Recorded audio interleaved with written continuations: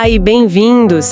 Hoje a gente vai fazer uma análise, um mergulho num dos tópicos teológicos, talvez um dos mais debatidos. E com certeza um dos mais desconfortáveis para muita gente. Exatamente, a doutrina da eleição. Exato. O material que a gente tem em mãos é uma coleção de textos que exploram a fundo a perspectiva calvinista, a da eleição incondicional. E é uma doutrina que, como as fontes deixam claro, alguns acham que é uma verdade bíblica super reconfortante. Enquanto os outros veem como algo perigoso ou até injusto, né? Pois é, e a nossa meta aqui é justamente essa, destrinchar essa ideia a partir do que os materiais nos dizem, o que ela significa, quais são os argumentos. E talvez o mais importante, quais as implicações práticas disso tudo. Não é para concordar ou discordar, é para entender a lógica. Exato. E o ponto de partida que os textos estabelecem é crucial, sabe? O debate central não é se a eleição existe na Bíblia. Certo, o termo está lá. Está lá. A verdadeira questão é, qual é a base para essa eleição? É algo que Deus vê em nós ou é algo que reside unicamente em Deus? É essa trilha que a gente vai seguir. Ótimo, então vamos começar a mapear esse terreno. O que as fontes mostram logo de cara é que para entender a eleição incondicional, a gente precisa primeiro ver contra o que ela está reagindo. Sim, os textos apresentam um espectro de 3 visões. 3 visões distintas sobre como Deus elege as pessoas. A primeira é a mais simples de entender, e ela funciona como um extremo nesse espectro. É a chamada eleição merecida. O pelagianismo. Exatamente, o pelagianismo. A ideia, que foi popularizada séculos atrás por um monge chamado Pelágio, é que Deus elege aqueles que são bons. Como uma espécie de recompensa. Isso, quase como uma dívida que Deus tem com pessoas justas por causa das boas ações delas. As fontes usam essa visão como ponto de partida para a gente entender por que a teologia reformada reagiu tão forte na direção oposta. Porque isso anula completamente a ideia de graça, né? Totalmente. Faz todo sentido. Se a salvação pode ser merecida, a palavra graça perde o significado. Mas a segunda visão, aí as coisas ficam mais sutis. E honestamente, é a visão que me parece mais intuitiva para muita gente. A eleição condicional. Isso, a base do que a gente conhece como arminianismo. E qual é a lógica dela? Bom, a ideia é que Deus, com a sua presciência, a sua capacidade de saber tudo, Sim. ele olhou através do tempo e viu de antemão quem, usando seu livre-arbítrio, escolheria crer em Cristo. E com base nessa fé prevista, nessa condição... Que a pessoa cumpriria. Exato. Com base nisso, Deus então os elegeu. A escolha humana vem primeiro e a eleição divina é a resposta. O que nos leva diretamente para o centro do nosso material. A terceira visão, a eleição incondicional. E aqui a lógica é invertida. Totalmente invertida. Ela ensina que Deus elege pessoas que são por natureza espiritualmente mortas, como diz a passagem de Efésios, incapazes de escolher a Deus por si mesmas. Então a escolha de Deus não pode ser baseada em nada que ele viu nelas. Exato. Nem fé, nem boas obras, nada. A escolha se baseia unicamente na vontade soberana e no propósito de Deus. Ok, tem uma citação de Sam Storms, que aparece nos textos que, nossa, me pegou de verdade. Ele resume o debate inteiro de forma brilhante. Qual era? A questão é, Deus elege pessoas porque elas creem ou ele as elege para que elas creem? Uau, é isso. As fontes usam essa frase como uma chave e de repente a porta toda se abre. É uma forma incrivelmente simples de resumir um debate de séculos. É precisamente essa virada de chave que o material propõe. E o fascinante, assim, é que, segundo os textos, a eleição incondicional não é uma doutrina isolada, sabe? Que você pode pegar ou largar. Certo. Ela é apresentada como uma consequência lógica, quase inevitável, de outra doutrina central, a da depravação total. Espera um pouco, porque isso pode soar como um argumento circular para quem ouve de fora. Tipo, para aceitar a eleição incondicional, você já tem que aceitar a depravação total. Sim, é uma boa observação. Mas os textos argumentam que não é circular, e sim uma construção sequencial, como um prédio. A depravação total é o alicerce. Ok, como funciona esse alicerce? O argumento é o seguinte: se a condição humana natural é de estar morto em delitos e pecados, Isso não significa só que a gente está doente ou ferido espiritualmente. Significa sem vida, incapaz de iniciar qualquer movimento em direção a Deus. Um cadáver não pode decidir ressuscitar. Exatamente. Portanto, se a salvação vai acontecer, a iniciativa precisa ser 100% externa. 100% de Deus. Entendi a lógica. E por essa ótica, a eleição condicional, a ideia de que a gente escolhe primeiro, ela se torna bem problemática, né? Fica insustentável dentro dessa lógica. Porque ela atribui o passo mais decisivo da salvação, que é a fé, a uma escolha que vem de alguém que, por definição, estaria incapacitado de fazer essa escolha. Pois é. A salvação deixaria de ser um resgate para se tornar uma mera ajuda. E é por isso que os textos trazem aquela paráfrase de uma frase do Charles Spurgeon, que é muito forte. Ah, sim, eu lembro. É algo na linha de aquele que se perde escolhe se perder. Mas aquele que é salvo porque Deus escolheu salvá-lo. A responsabilidade pela condenação cai inteira na escolha humana. Mas a glória pela salvação é creditada inteiramente à escolha divina. Isso coloca o foco todo na questão da glória de Deus. Um tema que aparece o tempo todo nas fontes, né? O tempo todo. A preocupação parece ser que qualquer outra visão acaba dividindo o crédito. Se a decisão final é minha, então no fim do dia eu tenho uma pequena parte, um mérito na minha salvação. E a visão da eleição incondicional busca remover essa possibilidade. A glória é indivisível e pertence só a Deus. E esse é o coração teológico da doutrina, segundo os autores. A salvação é planejada, executada e aplicada por Deus para a sua própria glória. Tudo bem, a teologia aqui é bem densa, mas as fontes não ficam só na teoria, né?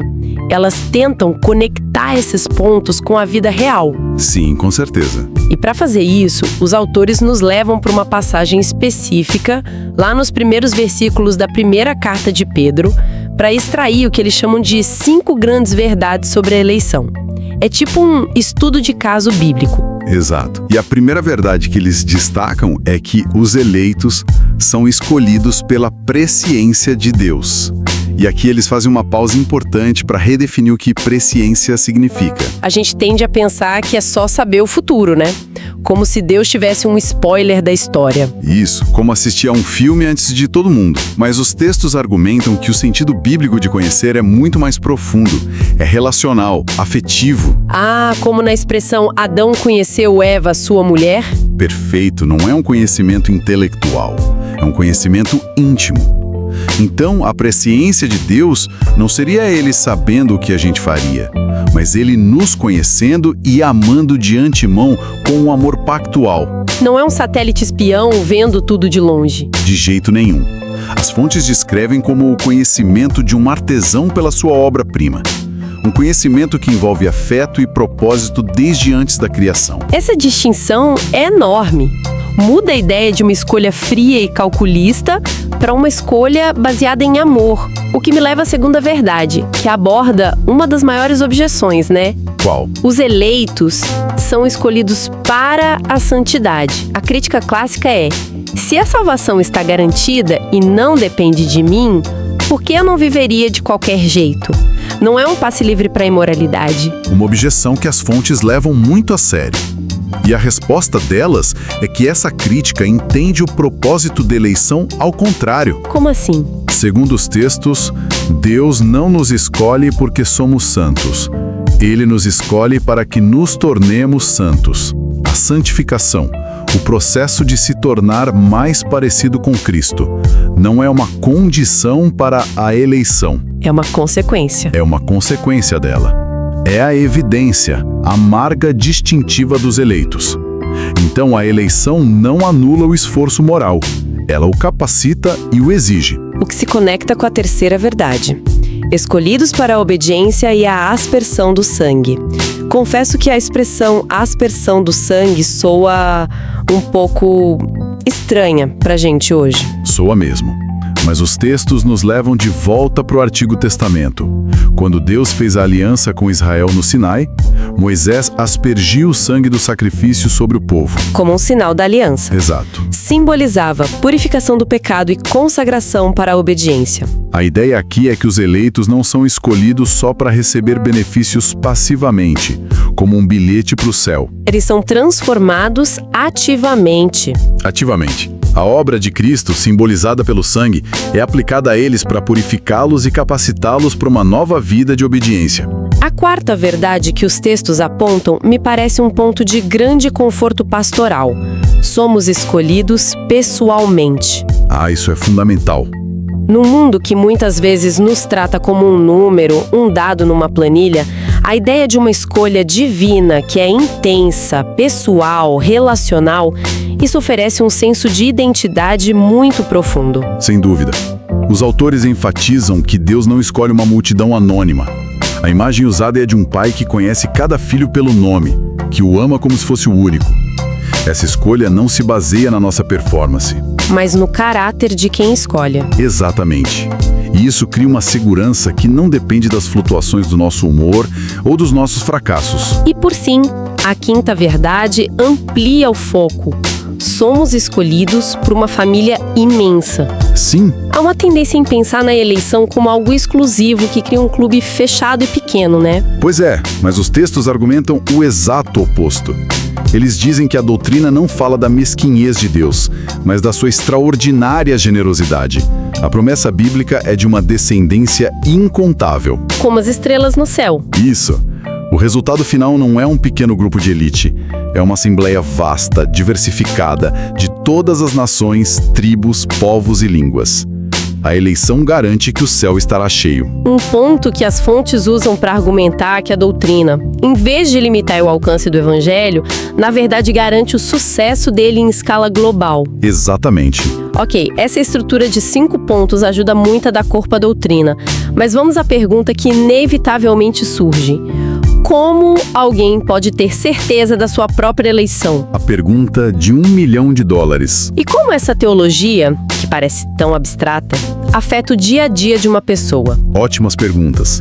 E os textos dedicam bastante atenção a elas. Sobre a certeza, a resposta é categórica. A certeza não vem de tentar olhar para os decretos secretos de Deus. Ou de esperar uma revelação mística. Nada disso. Um dos textos cita João Calvino, que usa uma metáfora poderosa.